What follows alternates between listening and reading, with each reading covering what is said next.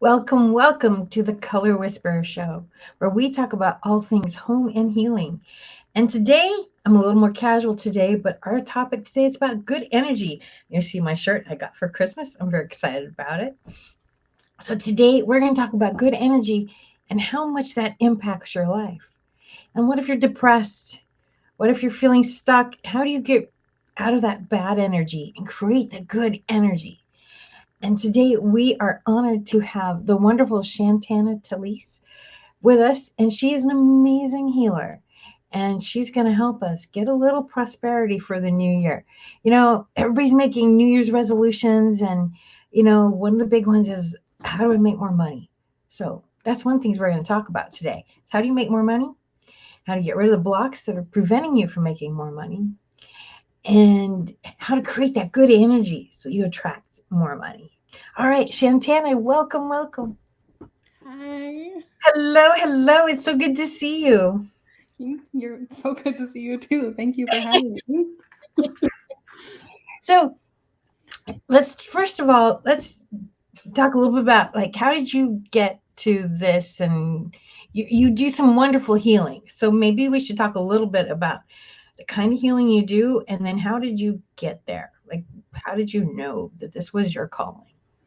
Um, I've actually always known Okay. since I was a child. I'm a channel. Let me start from there. So I'm a spirit channel. I channel with higher dimensional beings like angels and ascended masters, all those guys. And growing up, I always seen dead people. So I'm a medium as well. I just don't practice, but I always seen dead people. I would black out and go into a trance. And since the time my dad said it started when I was 2. Wow. So it's always been a huge part of my life. It wasn't until I got older and started working with light energy and learning how to do healing and actually how to work with it instead of just letting it control me that it. So it's been I don't know, going on 7 years now, 7 or 8 years that I've been pretty big into it. And Yeah, I know as my healing powers expand, there's often a sense of like, okay, this is wonderful. And at the same time, it's like, well, wait, but now there's another side to it. Like I, I, at night, I have my own personal Dante's Inferno, and it's so I see all these beings, and it's like, okay, am I supposed to fix this? Like there's so many questions. When it first started, it was kind of scary for me. And I'm like, okay, am I supposed to fix this? Are they trying to tell me something?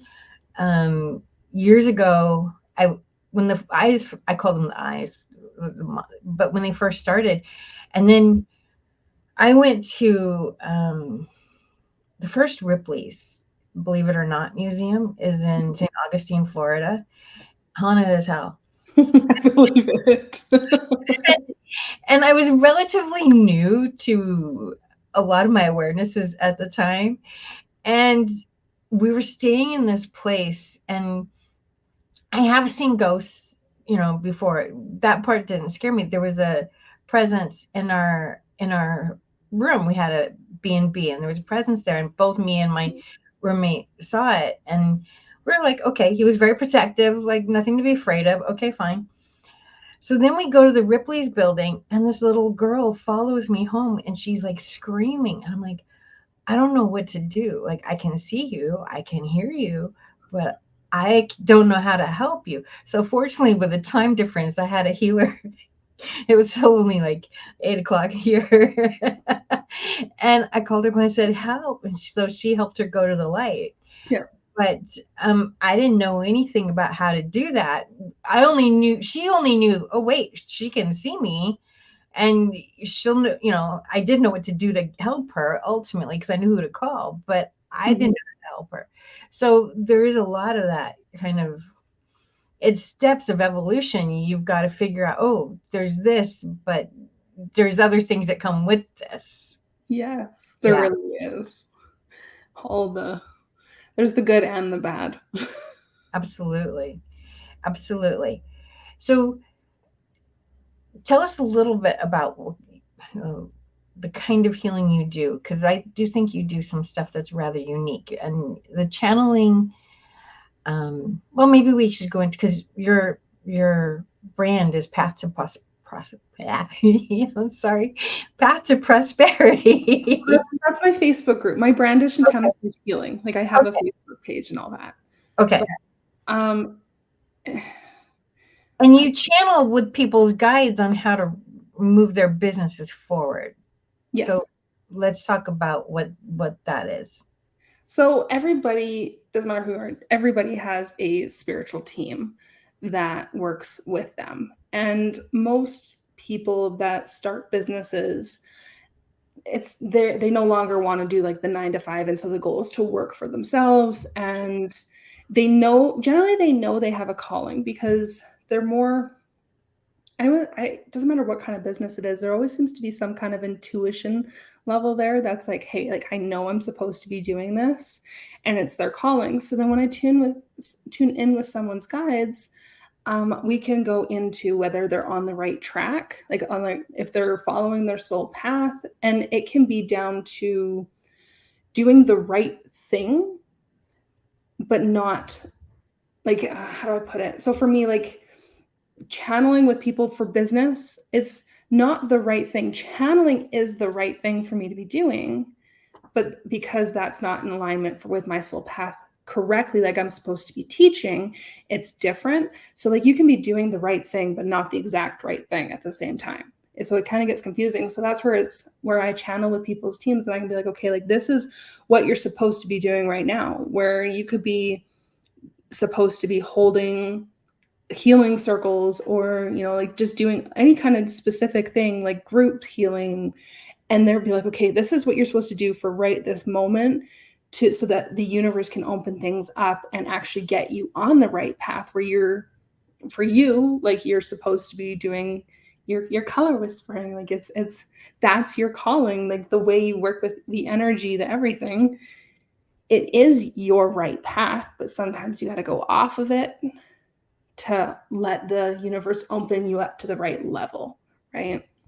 So it's just it's different for everybody, and sometimes it's just like they want to step out of a job and go into a business, but they have no idea what they're supposed to be doing. So I'll sit down with them, and their guides will give them like a complete download of like, okay, this is what you're supposed to be doing, and they'll bring me a program or a course or like anything, and they'll be like, you need to be focusing on this. And I've gone in with people and completely created spirit-led programs. So it's like down to the exact wording of meditations. When I've worked with people, it's like it's so specific how they're supposed to be working with it, how they're supposed to be working with people. And I specialize a little bit more in the spiritual businesses because that's obvious, that's what I know. But it's definitely a lot of fun, because then you get to see people actually, once they start opening up, and even a lot of it is mindset that people don't realize. Their mindset, and spirit will be like, okay, like you need to shift your mindset. And I feel like I'm always giving people crap, and I'm like, you're in a negative mind space, change it. It makes such a difference. And the thing is, like, I've always known, like when I was a kid, I knew I was going to be an entrepreneur. Like in high school, I didn't know what it was. What are you going to do? I don't know. I'm going to be an entrepreneur.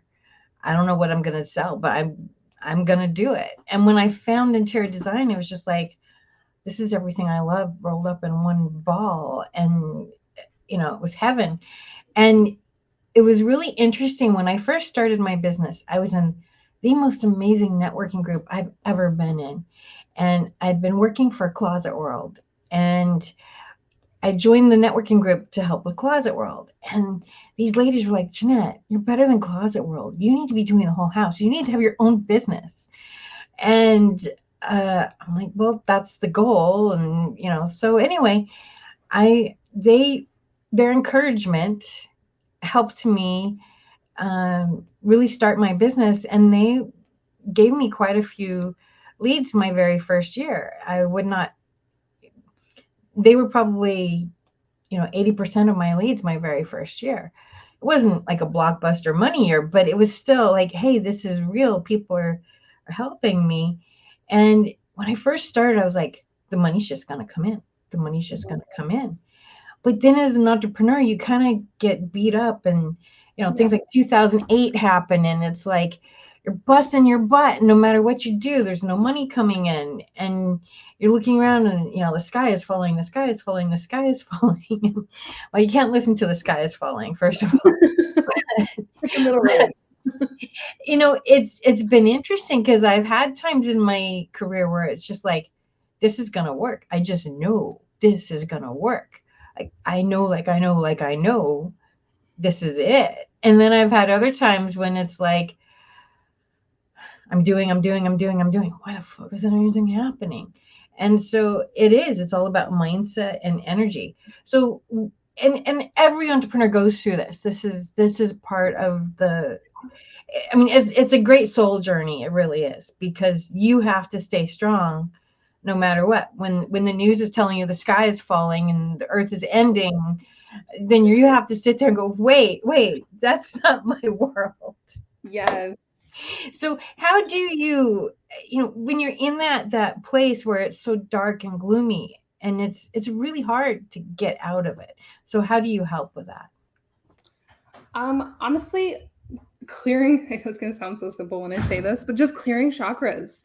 Yeah. Like when you just get your energy cleared, because a lot of times, like even me, like you get into those slumps where it's like, oh, my world is ending. Nothing's flowing because there's no room in your energy to flow. You need to clear your energy, clear your chakras. Looking into, here's with blocks. There's good and bad with blocks. But the thing is people can get so focused on, oh, I have all these blocks, that they completely shut things off, and they create the block in themselves instead of focusing on, oh no, I'm this higher dimensional being. I'm this co-creator of my reality. I can create whatever I want. I can have whatever I want. And instead of having that abundance mindset, they were like, oh, I got to clear these blocks out. Well, you can spend years and years and years and years clearing out blocks. Trust me, I did it. And it's like, okay, well, you raise your vibration, so you do all the healing, but when you can actually just go, okay, like sometimes it's just a tune up. You just need to clear things out and let it go. And it could be things from childhood. It could be things from other lifetimes. And you just allow yourself to get that cleared out. And all of a sudden your energy will open right back up. And listening to spirit is the one thing I found. Like with a lot of the work that I do, I'm not a very patient person. Like I have my limits of patience. But I'm not always the most patient. And doing the work I do, when you get into shifting energy and shifting like even timelines and going into different realities, doing higher self embodiments, like there's so many different things that I do, that it's like there's a level of impatience where it's like, I want it right now. I want to be patient. I want it now.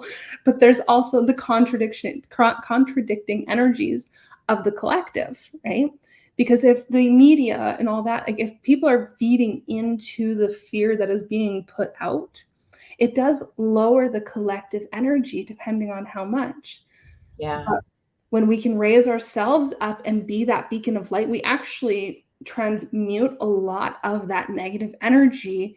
And so then our world, because we step into that co-creator reality, our world begins to shift. So when COVID started, now I have a retirement home right behind me. Mm-hmm. And those first few weeks of COVID, there were days when all I could do is lay in my bed and transmute energy. And I'd already had COVID, so I wasn't afraid for the disease. Mm-hmm. I was more afraid of like, wait, this is going to lead to depression. This isolation. A lot of people who are lonely, this is going to really affect them. And, because for some people, like just going to the grocery store and saying hi to the checker, that might be the only communication they get all day, or maybe they see their neighbor and like people were just isolating. And I was like, I really had to shift my energy. I'm like, okay, I don't mind doing this and helping transmute all this, but it can't lay me out all day either. Yeah. So I had to grow in my spiritual practices to like, okay, how can we do this on terms that are acceptable for me as well? And there was just so much fear that got blown out of proportion. It was just every time you turned around, somebody would fear, fear, fear, fear, fear. And like, whoa, what are we really afraid of? You know, what do Right? okay, you're afraid of dying. Okay, well, You're I dying. guess I'm afraid of dying, but the mask is not going to make you safe. There's you got to, the real fear is you're afraid of dying. And they're taking on that whole collective fear. Mm-hmm. And I had times at the beginning where I was like overwhelmed by that collective fear. And I'm like, whoa, what is this? I'm sure you probably had to deal with some of that too. You But know, the best thing that really helped me with that actually is protecting my home. yeah, Putting a violet flame shield of light around my house constantly. Because it transmutes everything. None of the collective energy can come in. I And like that. it would transmute everything. And when I'm at home, it would be like, okay, I'm not feeling all the collective. I'm only in my own energy. So then it actually gave me the strength to like raise my vibration up, and then I could transmute it out. And Yeah. ignore that. Mark, you have a question. I did. That's why I popped in and everything. You were kind of alluding to it, Shantana, and everything. But how important do you think it is to stay in touch? Because as Jeanette knows, I'm not there today at a cultural arts center, and it is very much a historical building with lots of ancestors and lots of spirits that have gone on that are still in that building because it was a converted church. And I still feel that very much connected to even some of my ancestors that have passed on, like my grandmother and others as well. But just in the business journey, how important do you think it is to get that direction from those ancestors? And in what ways do you help leaders in the business community get that connection to their ancestors and to understand when they might be trying to tell them something business wise and all along those lines? So if you're in an old building, like you said, a church, right, you have to be careful because there is negative beings that will pretend to be somebody's spirit guides.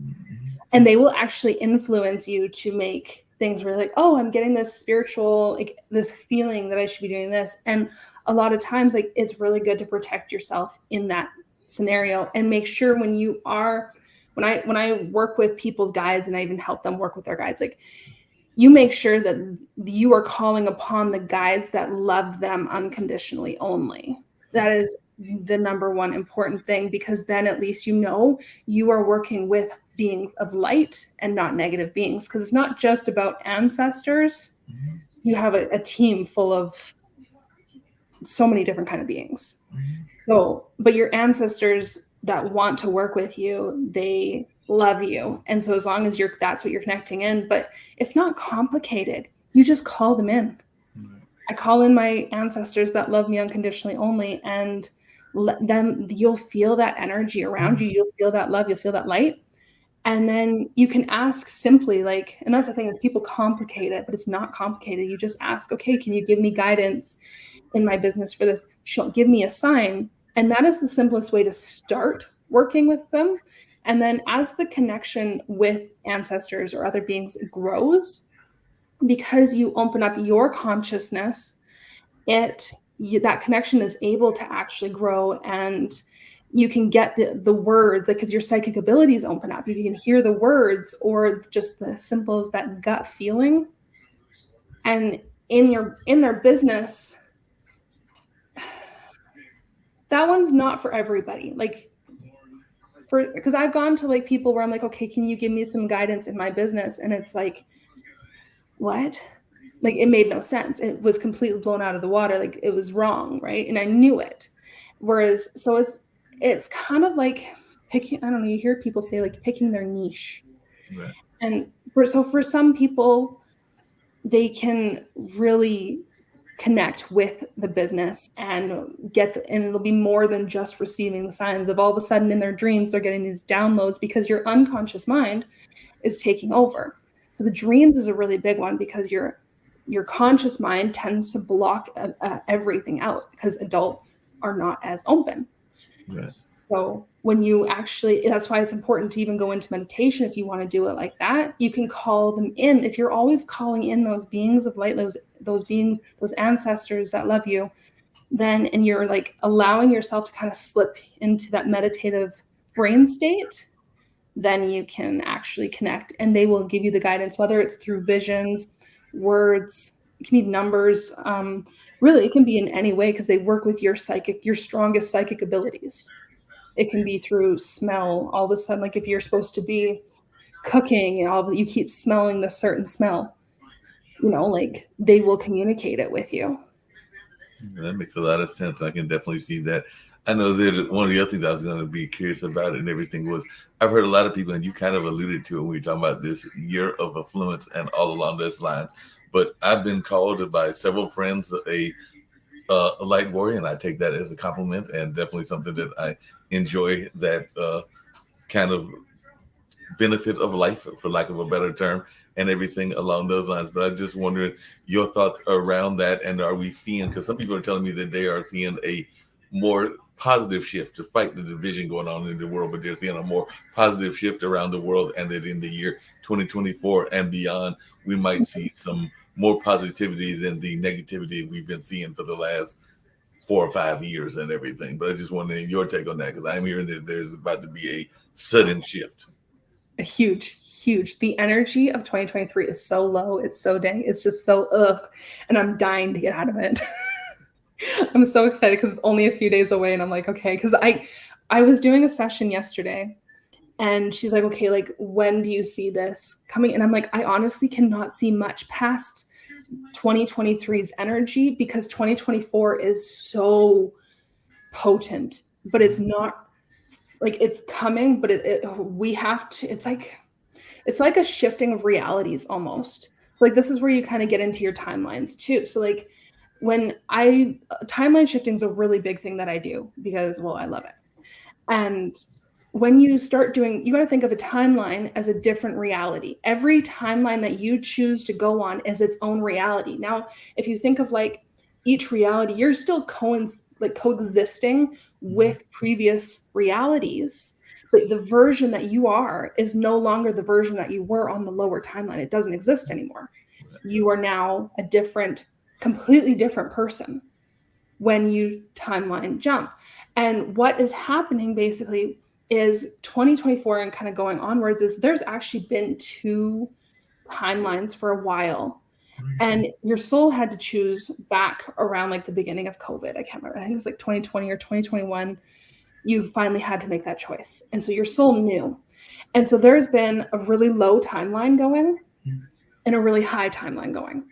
So we're shifting going into 2024. Not everybody, a lot of us though, we're shifting into this 5th dimensional timeline, this 5th dimensional world, and the physical earth is actually splitting. And I don't know how many years that's going to take to fully, but it is. And like, there's 2 parallel worlds happening right now. If you want to think of it that way, like they're similar, but what we are choosing to see in the reality. And it is like, I don't see any politics. I don't see any of that. Like, it's just not in my reality. It might be in the lower one where there's all this fear, all this chaos, and they're like, oh my gosh, the world is ending. But in ours, it's not actually. And if you're considering yourself as a light warrior, you're already in the higher timeline. You're already in the higher reality, and you're going into 5D. And we already are in and out of those dimensions already, because 3D is not really in existence anymore. It's kind of going up into like the 4 and 5D. So it's like you're kind of in and out depending on how high your vibration goes and how much it comes down. Yeah, you can definitely see that and everything. And all along those lines, before I turn it back to you and Jeanette, the other thing I was curious about is, and this is for both of you, because how much should we kind of play a mentorship role with those that are younger? Because I know from the earlier part that you have got that 7-year-old and everything. And as I mentioned, I've got the 14 and 15-year-old. Ironically, Jeanette, I just learned this weekend or last week during Christmas what fields they are going into. So I now know what field they're going into and everything. One of them is a field that you actually deal with a lot and everything. But I think it's Julius, which is the older, Julius and Langston. Langston, the younger one, is going to be going into architecture. So he's going to be going into architecture. And Julius, the oldest one, I think my brother told me that he is debating between law and biology, which is actually somewhat ironic because my grandfather, who he did not know, because that would be his great grandfather, and he had passed when I was a youngster and everything, was a biologist himself, and actually was the person that our HBCU, or one of our HBCUs here in Durham, is the biology building is named after him. So he may be following in his grandfather's or great grandfather's footsteps, and all along those lines, if he decides to go that way versus law and everything. But I just wondered, how much should we be trying to encourage, and how should we encourage the kids that are thinking of their path and now as well? Because like I said, you've got the 7-year-old, and I've got the 2 that are teenagers, which means they're about to be adults. I'm going to answer that one. How would you answer that? Yes, either one of you. Well, we have to be mentors. I mean, I have a niece and nephew. I didn't get to have kids, but I have a niece and nephew, and I always considered myself Auntie Mame. Mm-hmm. You know, my job was to teach them that they can choose a different path when they get older than the one that they were given. There were a lot of issues that they had to deal with that, you know, we did our best to teach them, hey, look, yes, you have to deal with this right now, but at some point you get to choose how you want to live your life. And I tried to show them as much as I could different ways of what life looked like. And you know, right now I can't adopt you. I can't, you know, I can show you these other things. And then when you get to be old enough, you can say, this is what I want from my future. Right. And I think that that's our job as adults and as parents, aunts, uncles, teachers. They're not ours to keep. We have them on loan. Our job is to raise them into full functioning adults. There are parents who want to keep them kids all their lives. That's not what it's about. We get the pleasure of raising them. And there's good and bad that comes with that. Right. But that mentorship is so important. And, you know, I look at, depending on what their home life is like, that's, you know, they talk about all the different privileges that people have. But honestly, the biggest privilege is love. Yeah. Do you have a stable parent? Do you have a stable relationship that you learn from? What is it supposed to be like? Do you have somebody that's teaching you good self-confidence? Do you have somebody that can teach you how to handle money, how to have a good relationship with money? Do you have somebody that can teach you how to deal with difficult issues in a healthy way? That goes beyond any amount of wealth, power, color, creed. When you have a good support group, that is your biggest thing, because you can have all the money in the world, and you see it all the time. People, these rich, really wealthy people, and then their kids are messed up. Why? Because they were raised by nannies. A nanny doesn't care. They don't care. So it's that good support group, and that support group doesn't even have to always be mommy and daddy, because there's times when people get divorced for good reasons, but there has to be, that kid needs to feel safe. That's all a kid really wants, is to feel safe. We talked about this before. When a kid is born, so this is a really, it's design stuff, but it's fascinating. So when a child is born, the first thing it looks for is its mother's face, because that's when it knows it's safe. I'm going to be taken care of. I have food. I have shelter. My needs are going to be taken care of. And so I think too, you have a lot of kids that, you know, they're born preemie, and you know, they stick them in incubators, and they don't get that. They tell, you know, now they know better. They say, okay, make sure you hold the kid. They look at the kid.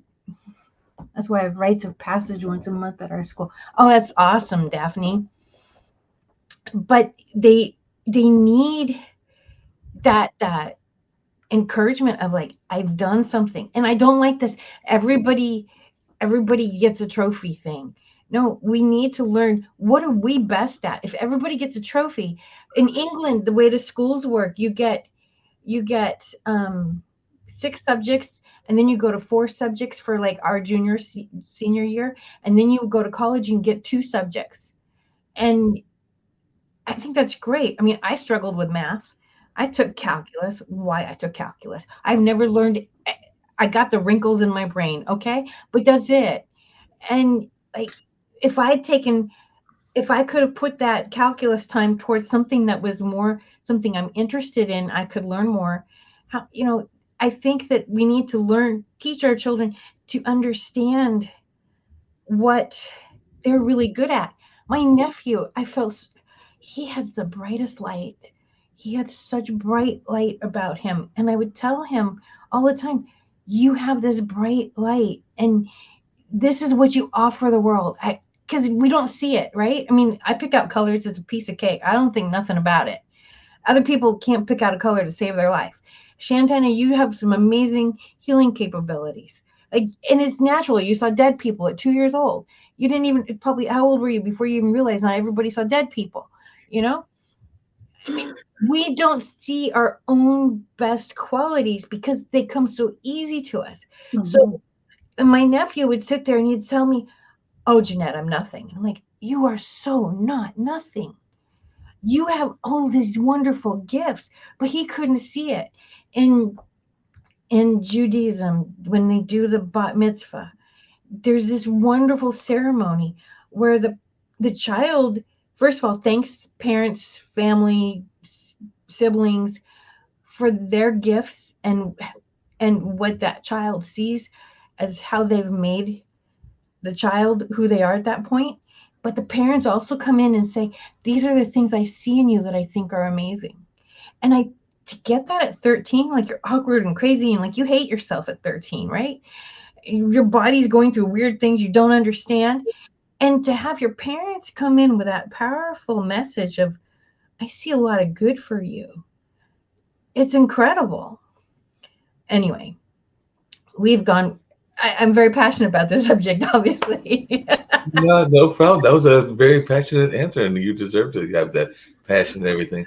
Hey, Shantana, just really quickly, because you alluded to it earlier, everybody, I know I'll be guilty of it as well, is going to have these lovely New Year's resolutions. Among them is going to be to find success in money or success in general, and among them is going to also be to find love if you're not in that love space and everything. I know that's probably going to be on my list and everything. So what is are we doing it wrong in trying to channel these unrealistic things and everything? And if so, is that probably part of the problem? Because I know that everybody, I can almost run down the list. People's New Year's resolution is going to be to lose weight, to find love, to find money, to find a number of other things. But there are some that are pretty much common ones among our population and everything, whether it's in Canada where you are, or whether it's here in the United States. So is that part of what we're doing wrong? Is that we're channeling the wrong thing? And if so, what can we do about this?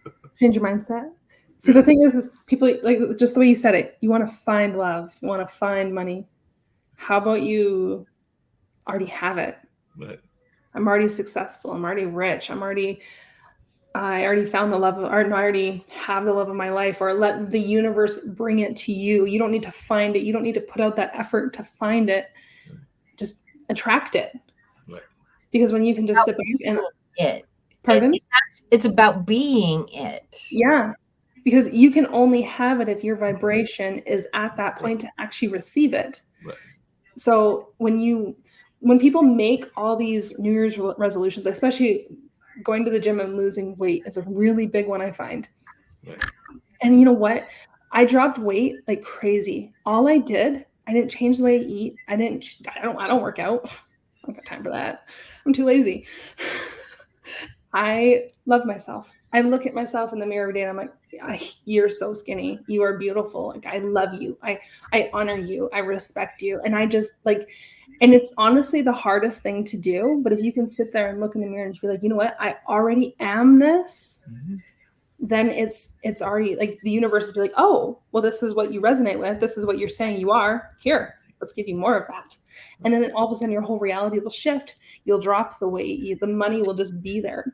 Because when you allow the money to just flow and don't care where it comes from, you can set a money goal and be like, okay, like, I don't care where this comes from. I'm leaving it open to the universe, however it comes to me. But this is my goal this month. I want 10 grand, 50 grand, whatever it is. I want, and it'll happen. The universe will just make it happen if you are in alignment with it.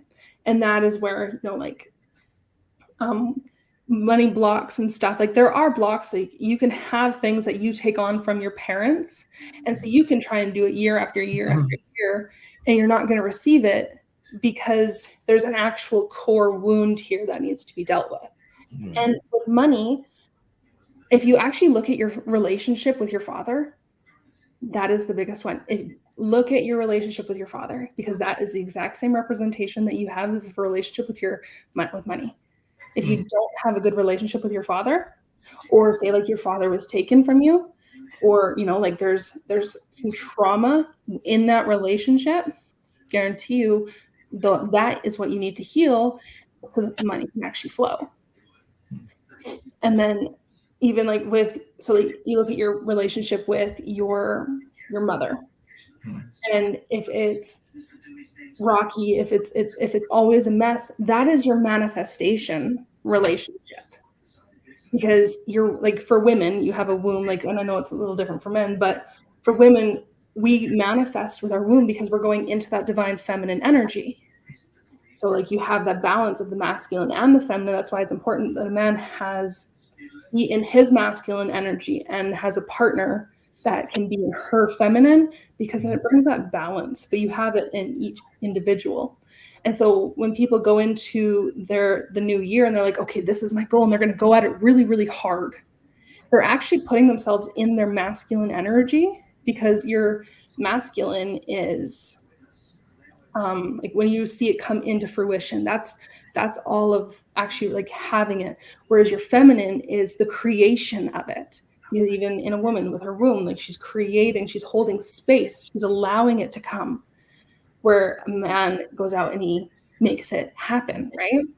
So if people go too much into that masculine energy and with their New Year's resolutions, they're not going to receive it the same, because they're not allowing the universe in and their guides in to actually help them hold the space to actually receive it. So within a month or two, they're giving up because, well, it didn't happen. It's not coming. Well, this sucks. It's now, then you're setting the precedence for, okay, well, now it's going to be a crappy year. And instead of allowing that, understanding both energies and where you need to first energetically align and allow it to create and come, and then when you need to actually make the effort to.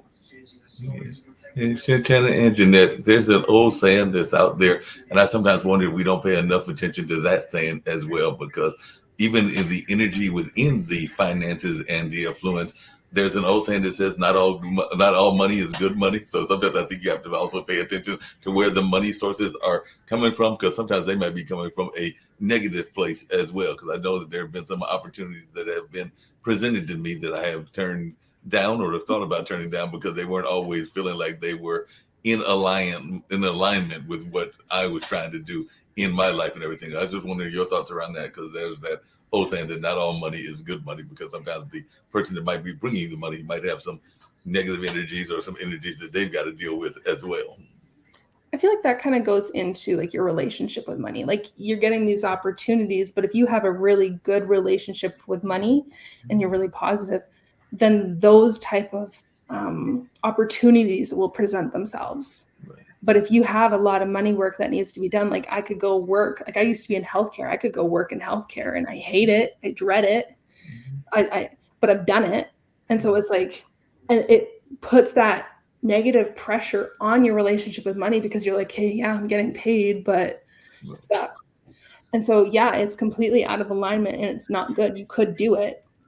But when you open yourself up to loving money and like respecting money and just understanding, like, and like saying to money, like, I love you, you're amazing, thank you for supporting me. then all those other things, they won't even, it doesn't matter. They're irrelevant. Yeah, because that becomes a excuse me, kind of a catch-22, which you just mentioned for some of my creative friends, because they sometimes feel that they have to go do what you just mentioned, feeding their soul in order to feed their stomach and everything. So I've got a number of friends that are in the creative space that are also working for Lyft or DoorDash or a number of other companies, because they're waiting for that bigger opportunity to come that will feed more of their creative soul and their creative juices. But they also have to pay the bills, and in some cases they have big families. I know at least one gentleman that's got kids that he is somewhat estranged from, but he's still trying to work that out, even in dealing with the need for the money and the need for something to survive. So that part, that I think is what a lot of people were going through in the age of the pandemic, because I did see a lot of people where they were getting those quote unquote side hustles that weren't always helping their bigger vision. But then they're, I don't know how to put it. Then they're kind of like putting out that desperation too. Like if they can, as long as they're holding their energy up and they're like, okay, like this is just a temporary thing to help me get where I need to be. And they're holding that energy and holding that space to actually allow in what they want.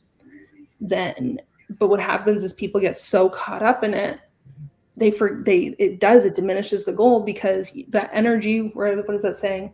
Where your energy, what is it? Where your energy goes, or where your attention goes, the energy flows. Right. Something like that.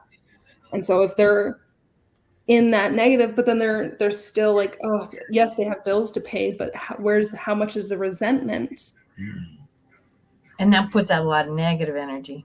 Right. Yeah, because what they want isn't happening, so you're just sticking out all that. And so it's really important to understand that this is a temporary thing to get you where you want to be, and not let go of that hope, that love, that passion. Make sure that even after they're done working, they're creating that space of that love and passion and authenticity, especially because it's a really high energy. Then so it depends on which way they look at it. But and if they're like, thank you, money, for supporting me, and thank you for money for supporting my business, blah blah blah, like it's all in the mindset, honestly. Yeah, that makes a lot of sense. I'm gonna turn it back over to you, Jeanette and Shantana. I see why you have this amazing lady from Canada as a guest. She's got all kinds of insight and all of that and all along those lines. So I'll let y'all go back to the conversation, since those were the ones that I just had on my mind as I was listening to y'all. So first of all, Shantana, you have an amazing weight loss healing on your website that I did. And I felt, I mean, the weight hasn't gone away yet, but I felt like 20 pounds lighter the next day, because you were talking about how the weight, we take on the weight of the world, we take on the weight of our ancestors. So and that all affects our ability to bring in money too. If you're like, and I'm the eldest child, and a lot of times the eldest child feels like you do have the weight of the world on your shoulders, because you're always taking care of somebody, and we literally grow up taking care of people. So then when we get older, we still take care of people. It's true. It's true. It's true. It's like you can tell somebody's an older child or a younger child. I'm like, yeah, okay. At least I can. I mean, it's so intuitive. I'm like, oh yeah, you're an older child. Okay. Do you know which one I am? Oh, you are not an older child. You say I'm not? I don't think so. Are you? I'm the second oldest. There you go. See? Yeah. No, I know. No, you're. I can tell that there's older, but you didn't feel oldest. No, so. I have an older brother. Now that can get confusing when the oldest child is the golden child, and then like sometimes in some cultures there's like the firstborn son is like the golden child, and so the firstborn daughter has the oldest child syndrome.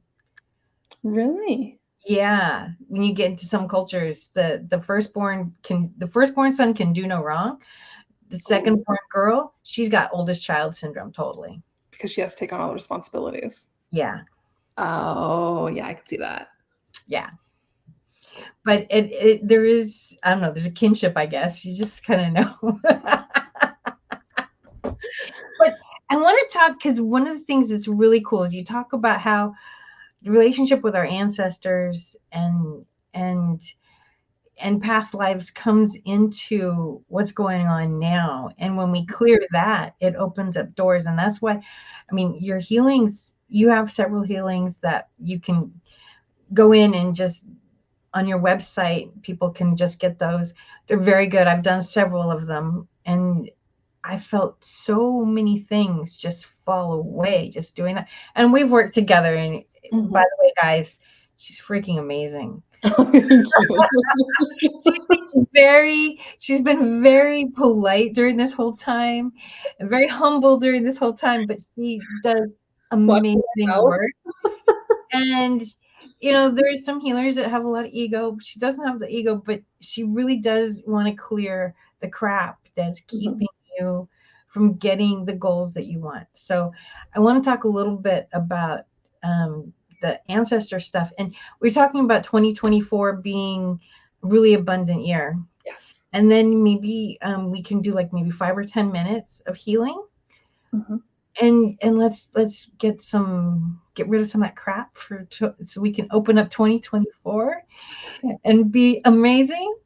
And we're almost done with the show. Oh my gosh. So anyway, so I want to, there's so much I want to do, but I think that because that's one of the things that I have fought with a lot is the whole, the mother wound, the father wound, the dealing with the ancestors, and like, how is this stopping you? And that's what I was talking about with the kids. It's like the biggest thing that makes a good kid and helping them to thrive is how solid the parent is. Yeah, that's really it. I 100% agree. See, my parents were so young when they had us that they weren't solid, but my dad's number 12. So I have a lot of aunts, and he's the youngest. And so I have a lot of aunts and uncles, but more so I'm really close with my aunts, and they help me with that foundation so that when I had my daughter and I don't know something, like I have places that I can go and be like, okay, like I don't know how to deal with this situation. How can I do this? Because I am a single parent. So I'm like, how do I? And I always tell my kid, like, you're not going to grow up normal because I help her break down situations. But when you can understand that it's not your shit,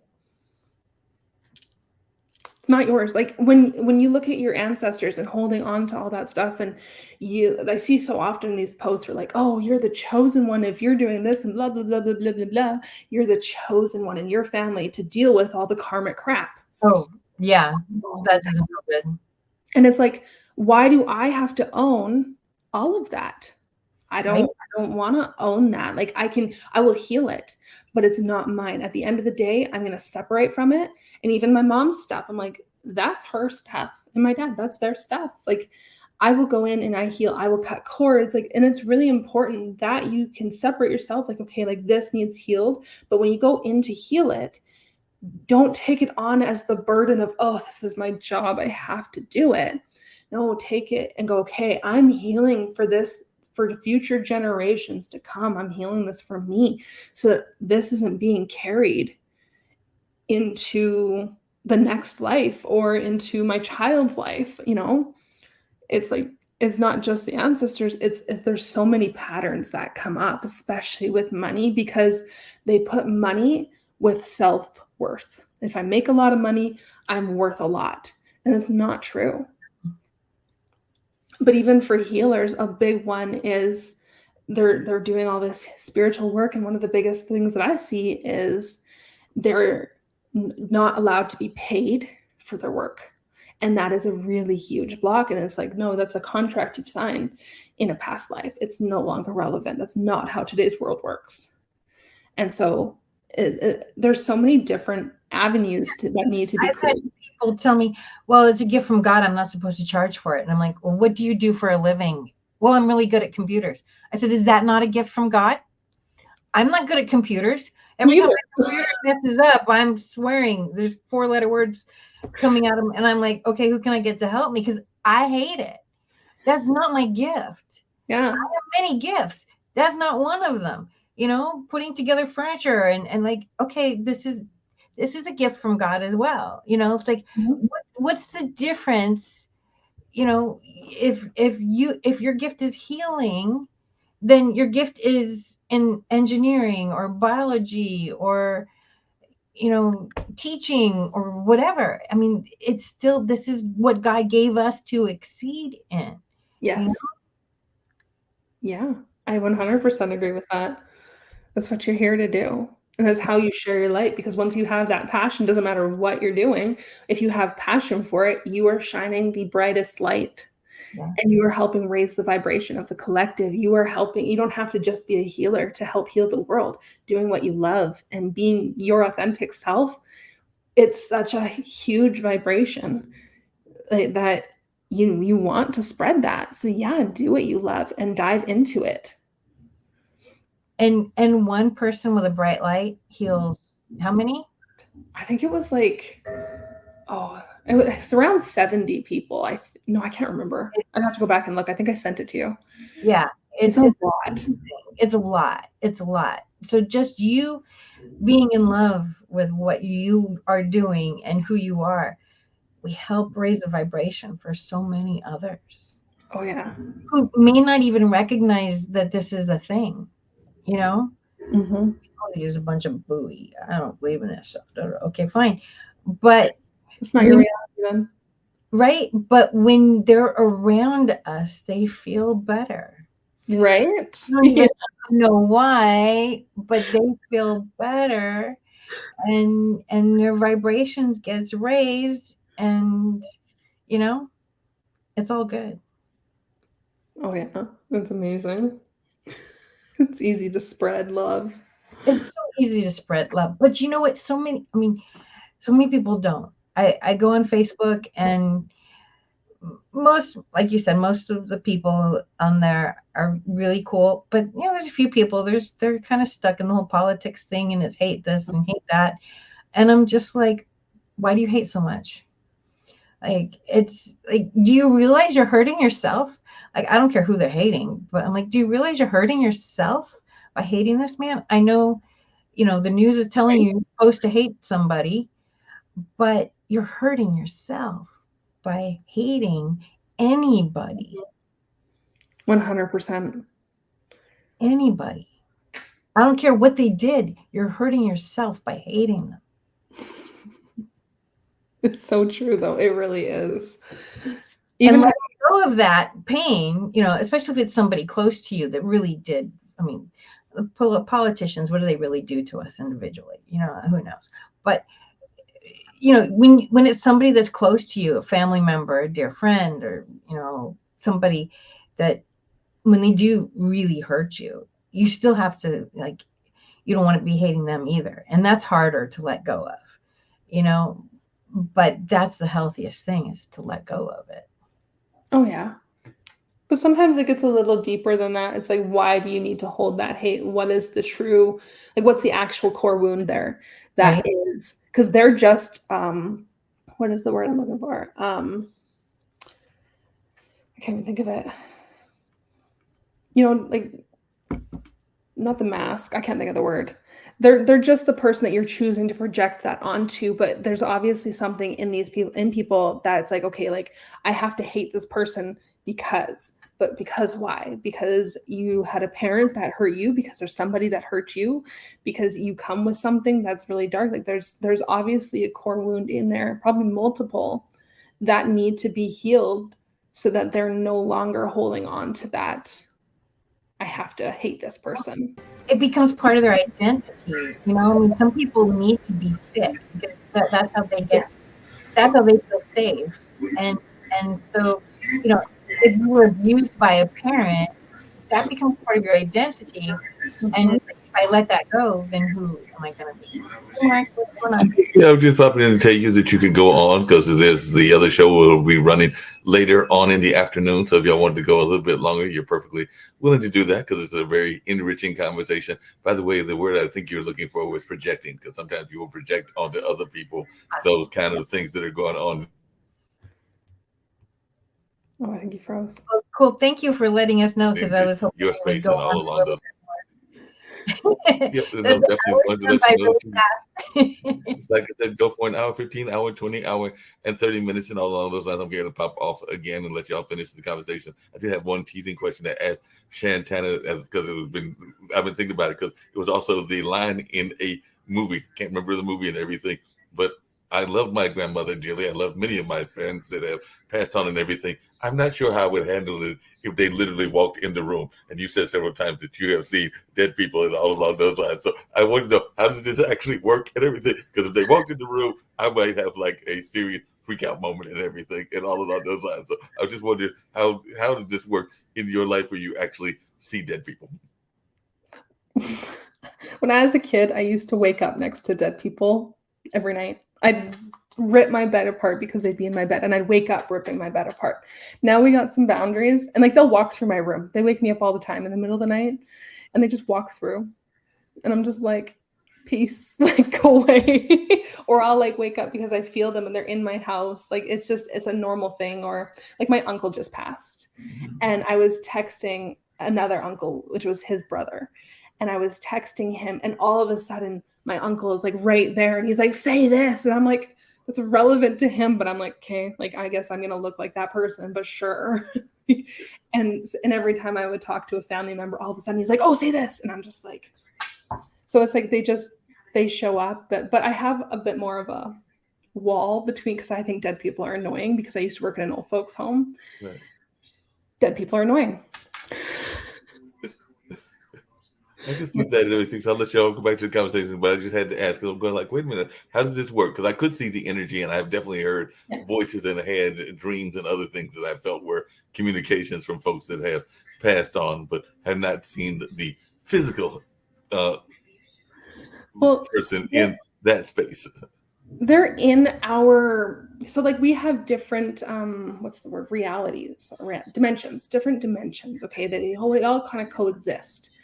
Now they always said, like before, it was like we're on the third dimension, so really low density, and then when you die, you have a life to live, like you go over, you're doing your thing, and you're not there all the time, like you're in the fourth dimension, and they can come back and like they can interact with us, they can help us, but like they're not there all the time. But if we're suddenly thinking about them, that's when they are kind of coming, they're present, they're trying to like communicate with us, because they are around, because it's just a different dimension, but they do their thing. And then when they're ready to go forward, like, because we are higher dimensional beings, obviously, so like they can go into another life, they can stick around, they can help us, like there's so many different things that they can choose to do, because our lifespan for them is like a blip.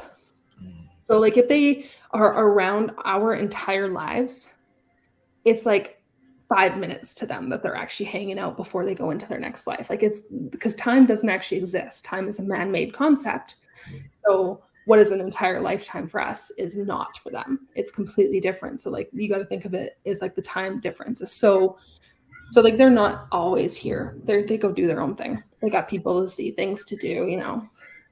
Yeah, I can definitely see that. Like I said, I'm gonna turn it back over, but just to let you know, Shantana, the Cultural Arts Center that I work at, there have been some people that have passed on, and there are definitely some folks that everybody that works at the Hayti Center, that's the name of it, has literally heard dancing, footsteps, and other things, because it is a cultural center. It's been a cultural center. It is also a historical church, so there have been people that have heard, I think, in maybe even entire sermons, but definitely they have heard dancing and a number of other things. So I don't know anybody that has worked there that has not heard the mysterious noises, because it is an old building. It's over 100 and it's over 125, 130 years old and everything. So definitely everybody there has heard some noise of some sort or another. I love that. There's all the noise. Yeah, dead people. See, I do a lot of I'll do a lot of house clearings. Yes.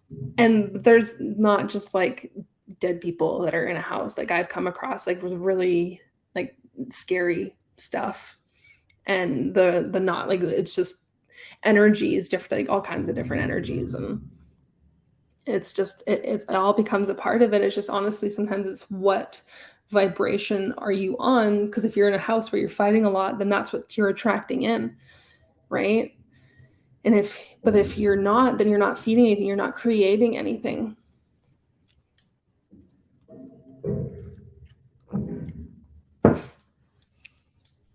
Hear my Yeah. dog. I agree. Dead people can be annoying. I had one, it was so funny. I got in an Uber and the guy was like in his 60s and he was missing his dad. His dad had died recently and he was missing his dad, something awful. And next thing I know, his dad's in the passenger seat. And I'm like, and he goes, you can't tell him I'm here. You can't tell him I'm here. You can't tell him I'm here. Okay. He said, but you have to tell him X, Y, Z. And I'm like, and how am I supposed to do that? You know? I said, you better steer the conversation to get there because, you know, and when I oftentimes when I get messages like that, it's not anything like, oh, you know, check this box for some, No. you know, it's generic stuff that like if somebody doesn't believe, they're gonna go, well, how do I know that's them? I'm like, you don't have to believe me. I can just tell you what I see and what I'm feeling, and you know, but I usually when they appear, the person's wanting to hear it. So but this one was just really, you can't tell him I'm here. You can't tell him I'm here. You can't tell him I'm here. Fine, I won't tell. I think the worst is when they're like, can you tell them that I love them and they don't hurt because you know I'm right here and it's right? like I'm there for them, like let them know this, like I am, you know, like just tell them how much I love them and it's okay and they're gonna get through. And I'm like, you make me feel like such a fraud, thank you, because Right? generic. Right? It's generic. And it's like, okay, I could be coming up. I was like, you're channeling something real, and they're not saying anything that, you know, you couldn't make like, okay, well, duh, of course they love you, you know, right? Right? I'm good on the mediumship.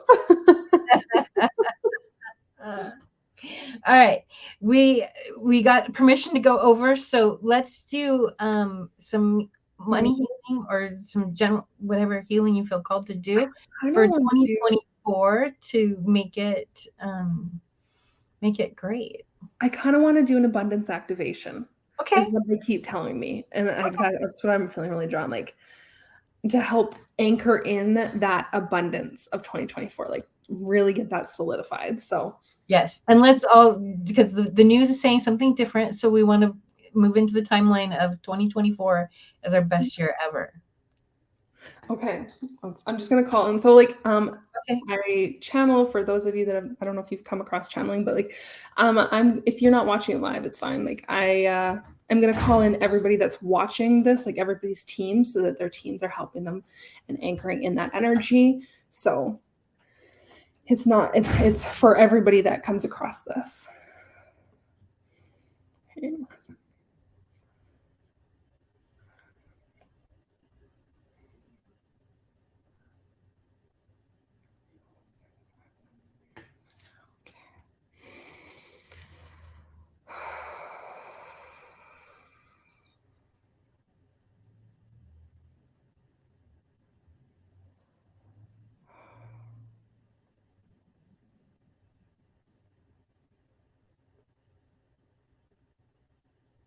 Okay, we're gonna clear it. They're saying they want to do work with the grids. Like when you have like grids all over, they just kind of anchor themselves in. They're saying we're gonna clear out the old grids to start with. So I'm just gonna spend a minute doing that.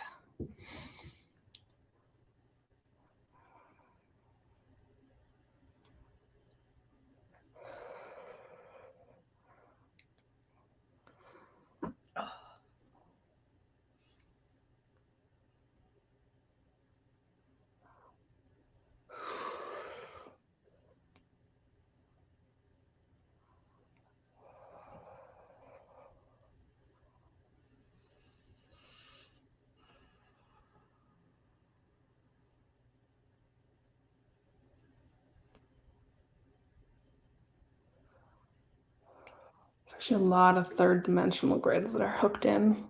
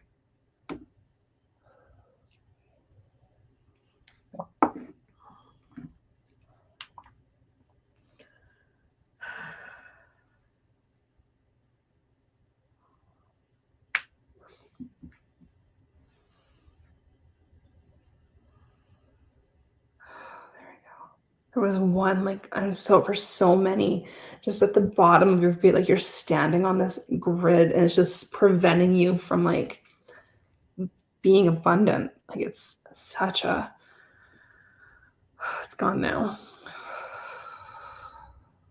Okay.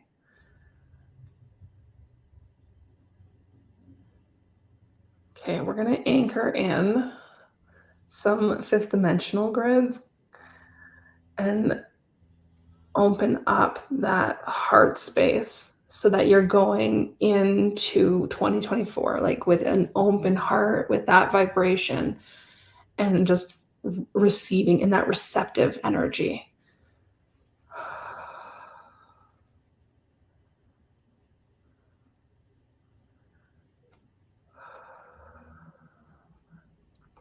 Dira kotara sontorera kete katera.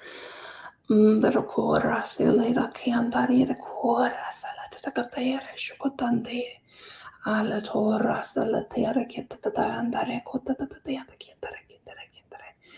Ayondore shukora santa.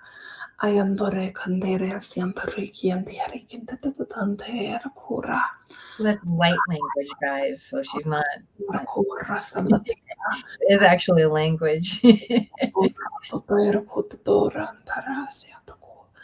Anterior coraseta de Kiandarera Kuashara Katera Hara Hara Hara Hara Hara Mera Kuanda Siorasia de Kuashia Kata Ayokuea Shungodi Hale Dera Herokodiara Siantera Kura Kura Kura Dera Kodiana Sianatera Kurandera haratia katera katera katera katera katera kate.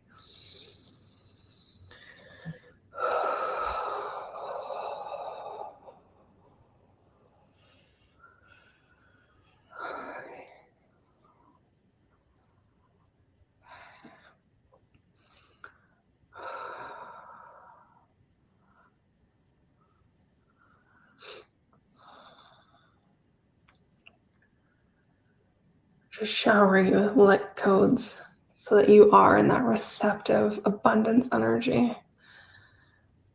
Okay, we're going to plug those in now. Had to bring your vibration up.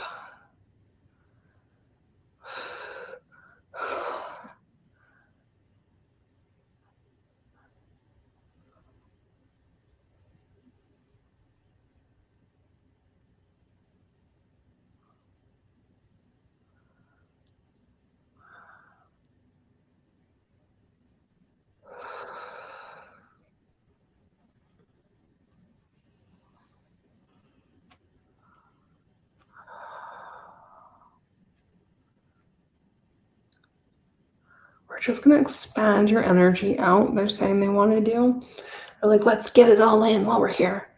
Want to expand that energy so that you actually have the space in your energy field to receive.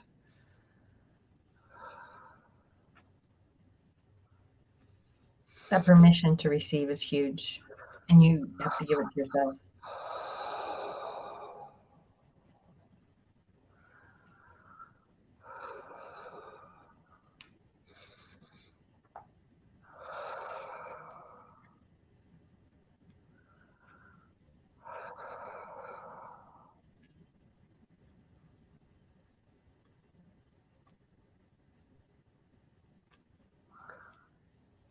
For some of you, there's so much restriction around your energy. Like they're just like taking off these barriers that were placed there so you can't fully expand out as much as you are capable of. So we're just removing those so that you can actually expand and really have a lot of space to receive.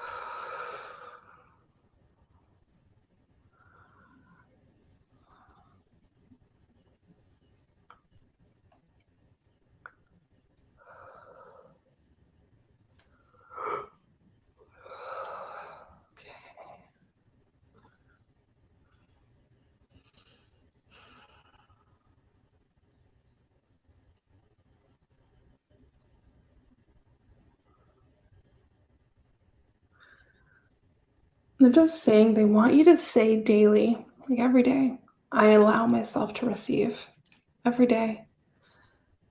And just ask them to turn on your energy to open it up to receive. And then whenever you're manifesting, you can just ask that your energy be turned on to be like a beacon of light to receive whatever it is or whoever it is.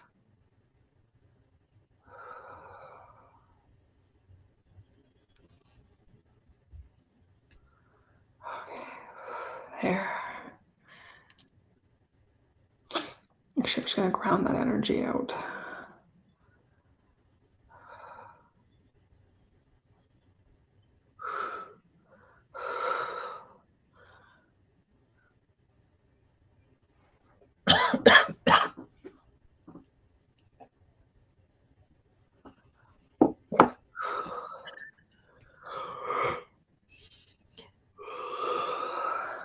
So if you're going through something like I cough when I'm getting rid of stuff, you may be yawning, you may, your body may be like a chiropractic, adjustment. You may have some emotional stuff that comes up.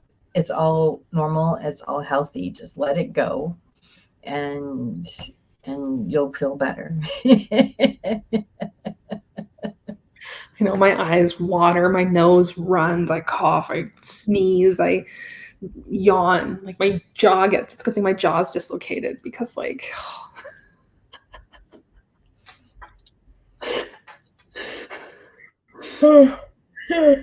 Goodness. Well, that was really powerful. I felt a lot from that. So hopefully, this is a great way to start off the new year. This was a wonderful, let's bring the abundance of 2024 in. Yay, yay, yay. So Shantana, I want you to take a few minutes and plug, because you've got so many amazing programs on your website to help with money, to help with weight loss, and so much more. So just let's tell them all about what you do and what you offer, and go ahead and plug yourself. Your website. Okay, my offerings. I have a few. If you want to step into the new year and really embrace that abundance, I have a couple, and even business-wise, like right now I have a lot of business programs out, courses you can take. I have some that are lower spectrum. I just put one out. What is it? Your Richest You. And it's really cheap. I wanted to make something small so that people can step into the new year with being the richest version of them. There's lots with activations, a lot more of energetic activations. I don't know. Well, I took one of your money courses. That was huge. Let go of a lot of stuff from my ancestors.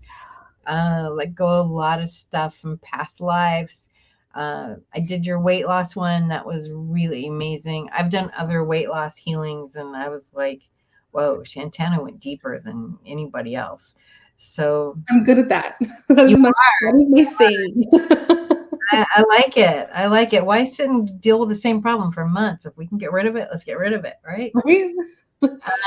So I can personally speak for those two. And then you also have a long-term course. Oh, I have my Abundance Mastermind. So all of my programs at the moment, because in the new year, like I think I told you before, like I'm shifting into some new avenues. So all of my stuff now is like I have my Abundance Mastermind. It's a 6 to 7 month course. Like it's 6 months of activations, healings, and it's a lot. Like I had those that have taken it, like the shifts in their lives, they were like, holy crap, like what happened? Like astronomical. So like you get a lot of like if you're ready to like step up, I recommend my Abundance Mastermind.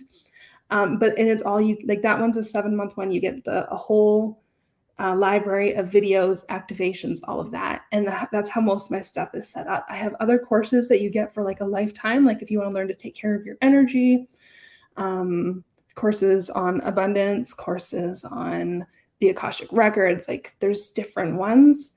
Yeah, they're all set up the same way. It's just summer courses and summer programs that I've ran, and you get access to them, and they're all like you get a video library. But yeah, my Abundance Mastermind is probably it's my baby. I finally just finished recording it. I think a few weeks ago. Nice. Yeah, and working with you individually is mind-blowing. It really is. There's so many ways you can work with me. There's so many ways. So if you're called at all, go check out her website, which is ShantanaSpaceHealing.com. Yes. And yeah, my individual stuff, like there's the channeled healings one-on-ones where you get the distance. That's a really popular one.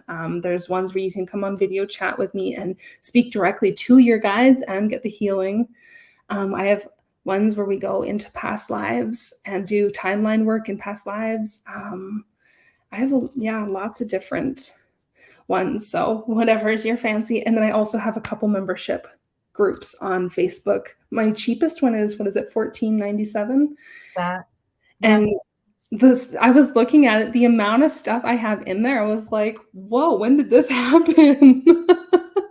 Like it's just, there's so much, and it's only $14.97 a month. Like it's so cheap.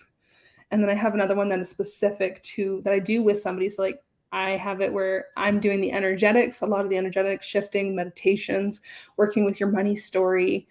And then my partner is very corporate. She always says she was in corporate America, so she knows the business end in that way. So we kind of brought it together, and yeah. So ShantanaHealing.com, right? ShantanaTaliseHealing.com. Shantana Talise. So let's spell the name because. Okay, so my first name, Shantana, Shantana, Shantana, and then Talise, Telise, Talise, healing, obviously, .com. I was about to get my awesome email. That's what came to mind as my email. Awesome. Well, I am so appreciative of you being on today. Thank you so much. Thank you for having me. This was a wonderful day, and thank you for doing the healing. And I wish the best for you in 2024. It's only a couple days away. New adventures, new exciting things. And I wish everybody listening a very happy 2024, and may you have much abundance. Yes. Right? Yes. Good luck. Thank you. Thank you. And now we go to Kendo Spice, because we've done a lot of spiritual healing, but now you got to get the physical healing with Kendo Spice so your body can feel good. Because if your body feels good, it's a lot easier for your spirit to feel good. That's so true. You know how people love to enjoy food and don't understand how to flavor their food or how to replicate a meal? They're interested in supplements, but don't know where to begin? Well, what I do is I take the guesswork out of enjoying flavor and wellness with my flavorful spice blends so that they can create delicious meals with healing benefits. Kendo Spice was created to help cooks at any level enjoy healing through food. Every spice blend was designed to give added health benefits of natural herbs. Every blend is complete. There's no need to add any additional spice for a delicious meal. Saving you time and money while adding supplements to your meals can be both tasty and fun. My earliest memories in the kitchen began with my father, Kenny Can Do Bond, so it was fitting that I would name this line after him. I have always looked to natural remedies to supplement the body, and I found myself hiding herbs and minerals in foods for my family. That's when it hit me. Everyone needs Can Do Spice. Everyone should be having this. It's an exclusive brand for cooks at any level who want to create flavorful dishes with healing benefits that can satisfy the body and soul. Add a little spice to your life. Give Can Do Spice a try.